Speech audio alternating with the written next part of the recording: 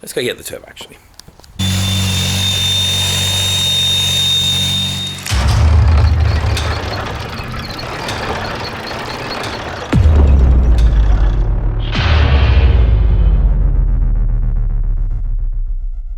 So in this round of modifications, one of the main and probably the biggest upgrade we're going to do to the car is fit this turbo here behind us. Now this is our new high spool IFX 660 turbo.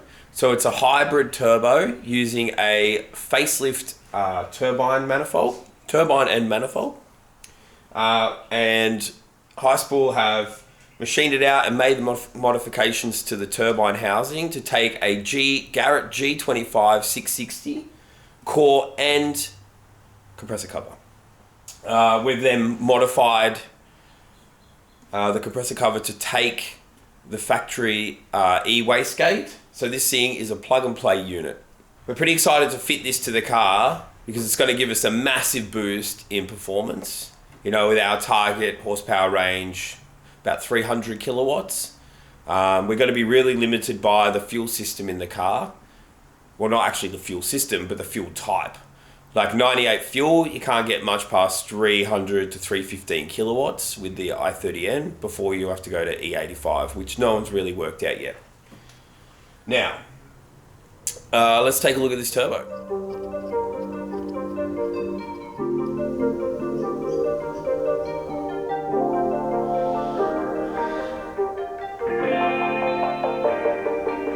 So the best thing about this style turbo is we get to use a factory dump pipe. Instead of it being an open scroll turbine housing, we get to use the twin scroll Hyundai designed manifold.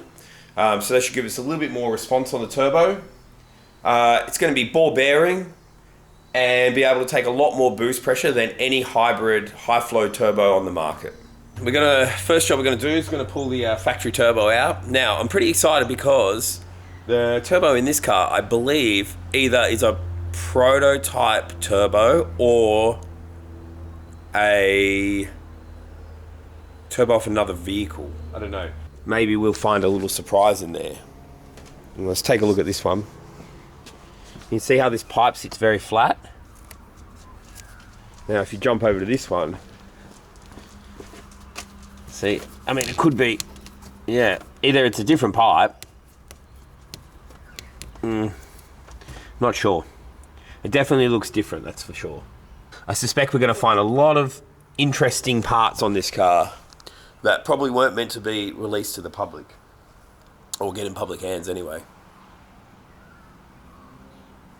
All right. First thing we'll do, we'll jack this thing up, pull the subframe out, start getting the turbo off.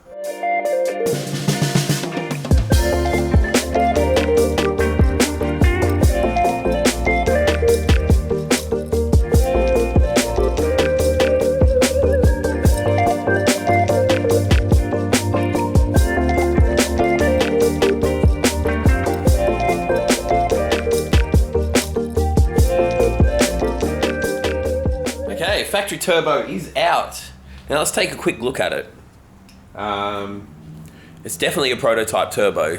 If you have a look here, it's like a really rough casting in comparison to the factory facelift or the production facelift turbo. I'm pretty sure somewhere around here it says Ki Yang as well. But if you have a look here, the part number, when I look up the part number, it's actually for Hyundai Veloster flange bolt or something. So they must have been cheeky and just put a part number on there so that people look it up. Now it's also got a speed sensor set in there, so I'm guessing that they were monitoring the wheel speed as they were testing the turbo. I noticed, like, if you look at the production, this is all machined, this is all still rough casted. It's got a different part number on the actual turbine housing. But for the most part, it looks pretty much the same. Now, there's a big difference between that one and that one. I'll get them set side by side.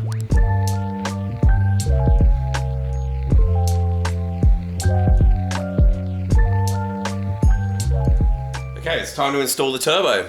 First thing I'm going to do, I'm going to separate the core and the compressor cover from the turbine housing. Once we've separated the housing from the core, we're going to put the housing in through the bottom, bolt that up, and then we're going to drop the core and the compressor cover in through the top, and then make them up in the car. It's got a V-band clamp there. Pretty easy to put together. Let's go do it.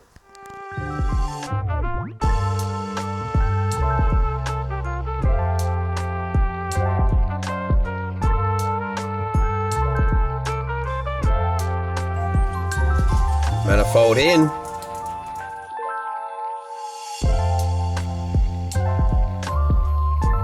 It's time to fit some lines. Lines are installed. Now to put the boost pipe and dump pipe back in. While Jay's wrapping the dump pipe and the cooler pipe, I'm going to go make a 4-inch intake. Hello. Hello. Hey, guess what? I've got a stitch up for you. You can't beat a classic stitch up, I reckon. Since you've asked to come help. I know. See the dump pipe?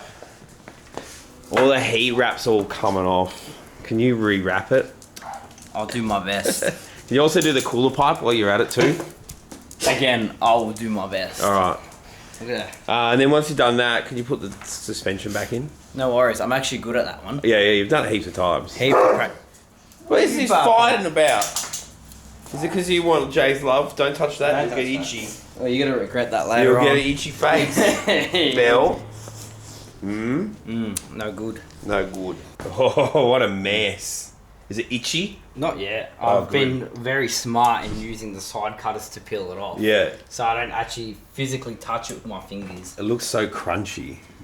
If you haven't worked with this stuff before, it's the worst. Like you see, look how brittle it is. Yeah. Oh, look. And we'll look at the table. Yeah, look at the table. That sparkle. And it gets in the air, and then it gets up your nose. And it gets into your hands, and then like you're sitting there itching for 3 days. It's made of fiberglass, so it's like it's just nasty. Lucky I didn't get stitched up.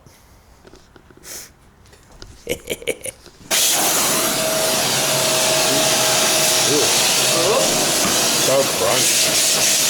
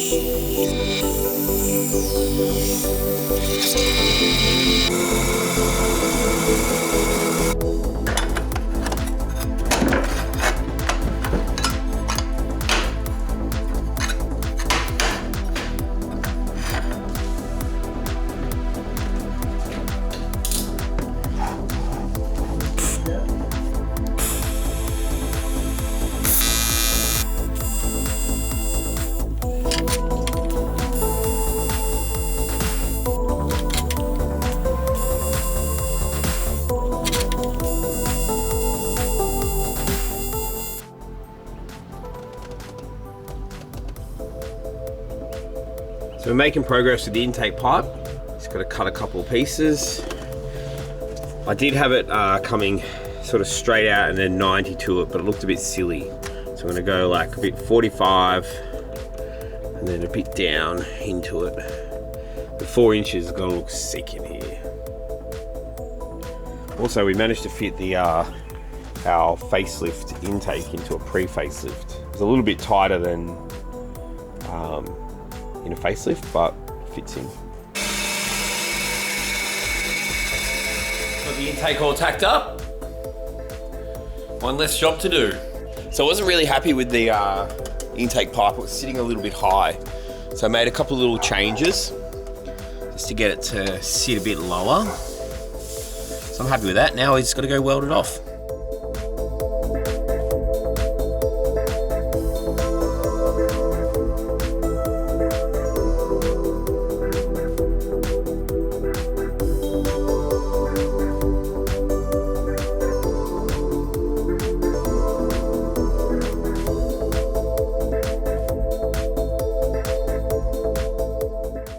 Alright, well, the welding's done. One more part finished. Alright, we're almost about 50% of the way through this build, I think. Finished putting the turbo in. Finished fabbing up the intake pipe. The suspension arms, we've done them now. The next part we're going to make, oil cooler and intercooler. Let's get some parts out and we'll start doing that. I knew we were going to find some interesting things on this car. Have a look at this. Now this is a prototype facelift intercooler. See, look, it's got the production version has plastic tanks. So this guy here's got a cast aluminium tank that's been welded on. And then down here, you can see it's got a 2-bolt flange, and then somebody's made a tube adapter. It's all welded up. I mean, they didn't drill it very good either. See there, they've sloppy workmanship. Oh yeah, same on this side, look at that. Not very good. Now, let's put our kit in now.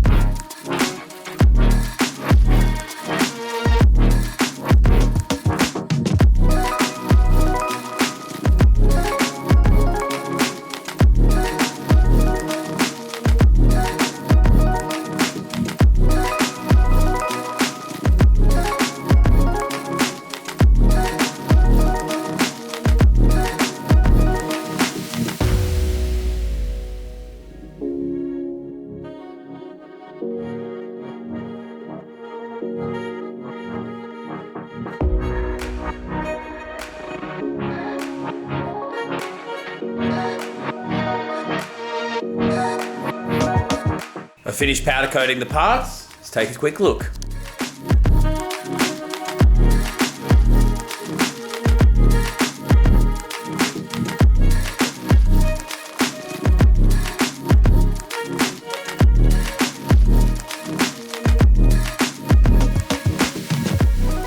Okay, oil cooler mounting plate installed.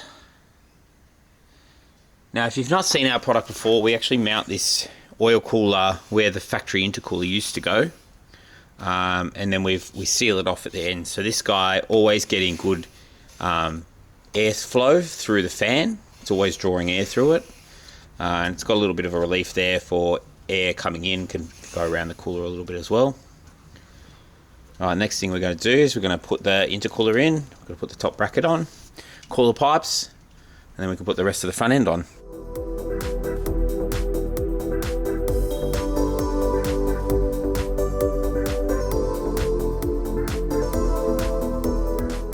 Just pulling the front end apart. One of the problems we've got with the car is it's still a little bit heavy. And I just realised that this crash bar weighs a lot. We need to make it lighter. I know where there's a pile of these made from aluminium. Let's go see if we can scab one, huh? So I've got both the crash bars here. Let's see how much the weight difference is. All right, so this one,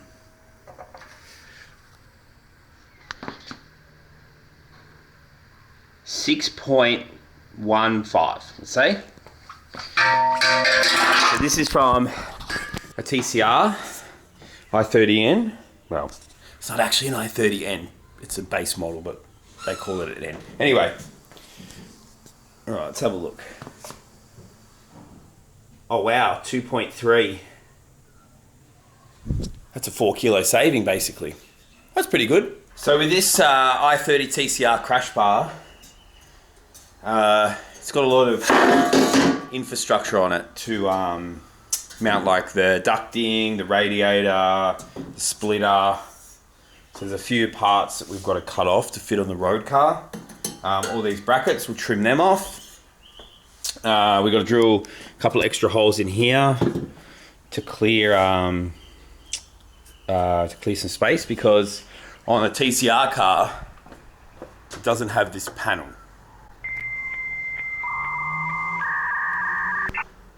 I believe. Maybe it's got some of it. No, it doesn't have this panel. It doesn't have this panel. So pretty much all these brackets are going to be in the way of the rest of the front end. I guess that's what it is. So I'm just going to trim them off, and then we'll fit this guy on. Oh, that looks sporty. Way better looking than the factory stuff. Oh, I just hope the front bumper fits back on. She no fit, mate. Oh, heavy. It's probably like 4 inches to out. Look at the gap. Alright. Better get to cutting. Okay. So you can see I've modified the crash bar. I've taken a big chunk off of it. And then here I'm just going to plate it off. But what I've done is I've used the old crash bar there as a jig to get the spacing right for this aluminium one from the TCR car. So now I'm just going to weld it up, and then we can put it back on the car.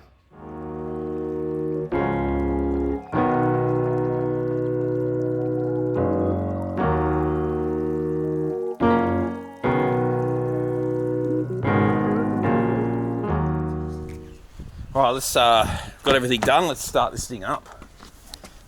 Hopefully it starts. I don't see why it won't. Yes. No. Yes. Oh, no. We got to turn the ground switch off, I think. Oh, what are you?